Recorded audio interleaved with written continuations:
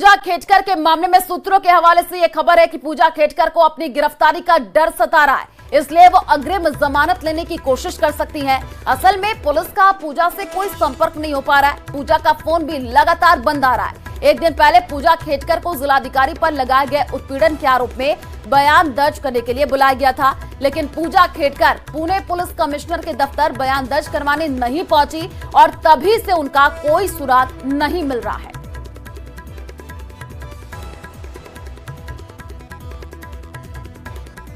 Doctor प्रिया गर्ग इन दिनों social media में छाई हुई हैं। उन्होंने हाल ही में दिल्ली एयरपोर्ट पर अचेत होकर के गिरे एक बुजुर्ग को सीपीआर देकर के उनकी जान बचाई थी। उनका ये वीडियो सोशल मीडिया पर जमकर के वायरल हो रहा है।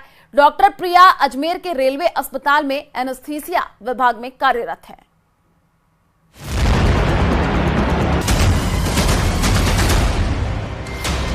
ये तस्वीरें 14 जुलाई दिल्ली एयरपोर्ट की हैं, जब डॉक्टर प्रिया गर्ग अपने पति के साथ वापस जयपुर लौट रही थी। लेकिन इस बीच एयरपोर्ट पर फूड कोर्ट एरिया में ये बुजुर्ग बेहोश होकर गिर जाते हैं। लेकिन प्रिया गर्ग की सूझबूझ और उनके सीपीआर देने के बाद बुजुर्ग शख्स की पल्स वापस आई। प्रिया गर्ग से न्यूज 18 राजस्थान ने उस दिन हुए वाकये के बारे में जाना। वो जब हमने एग्जामिन किया तो वो बिल्कुल पल्सलेस थे, उनकी धड़कन बिल्कुल बंद हो चुकी थी, हार्ट ने काम करना बंद कर दिया था, रेस्पिरेशन बिल्कुल नहीं आ रहा था, वो बिल्कुल अनरेस्पॉन्सिव थे, अनकॉन्शियस थे और थोड़ी समय में मतलब बिल्कुल विद इन सेकेंड्स वो नीला पड़ना शुरू हो गए, साइनोज रोना शुरू हो गए। तो मैंने तुरंत सीपीआर स्टार्ट कर दिया। करीबन 5 मिनट के सीपीआर के बाद में वो थोड़ा थोड़ा रेस्पॉन्सिव होना शुरू हुए, मतलब उनकी पल्स वापस हमें थोड़ी महसूस हुई। इट वॉज फीबल, बहुत धीमी थी, बहुत फीबल थी पल्स, रेगुलर नहीं थी उस टाइम तक। तो आई कंटिन्यूड सीपीआर और कुछ समय बाद में उनकी पल्स जो है वो स्टेबलाइज होना शुरू हुई।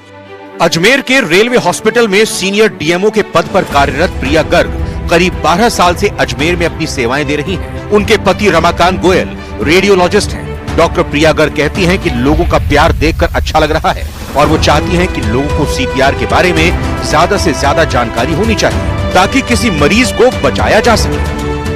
इसके 2 पार्ट्स होते हैं बेसिकली, एक बेसिक लाइफ सपोर्ट, एक advance cardiac life support. Basic life support जो होता है उसमें आपको किसी उपकरण की जरूरत नहीं होती, सिर्फ और सिर्फ आपको अपने हाथों की मदद से, जैसे जो हमने वहां पे किया था वो था हैंड्स ओनली सीपीआर, जिसे हम बोलते हैं आजकल जो वर्जन है हैंड्स ओनली सीपीआर।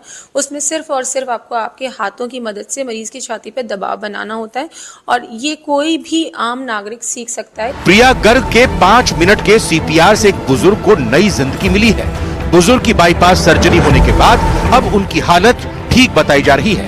आइए इस बीच आपको बताते हैं कि किन हालात में सीपीआर देकर किसी की जान बचाई जा सकती है। किसी के अचानक गिरने पर अगर उनकी सांसें रुक जाएं, बेहोश होने पर होश में लाने की कोशिश करें। अगर सांस ना ले पाए तब एकदम सांस रुक जाने पर या सांस ना ले पाने पर करंट लगने के बाद सीपीआर दें। दम घुटने पर या पानी में डूबने पर पानी से निकालने के बाद।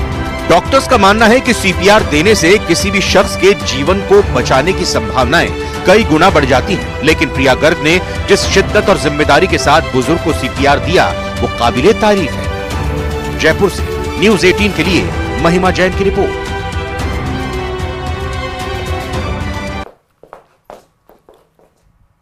और चलिए रुक करते अगली खबर की ओर। देश के कई हिस्सों में बारिश से हालात बिगड़े हुए हैं। एक तरफ जहां बारिश से लोगों को गर्मी से राहत मिली है, तो वही लगातार हो रही बारिश से नदियों में उफान है, जिसकी वजह से लोगों की मुश्किलें भी बढ़ती जा रही हैं। गुजरात के कई इलाकों से डराने वाली तस्वीरें सामने आ रही हैं। कई जलस्तर बढ़ने से डैम ओवरफ्लो हो गया है, तो तेज बहाव के बीच तेंदुआ नदी पार करता हुआ दिखा है। इसके अलावा गिर सोमनाथ में नदियों में उफान आने से त्रिवेणी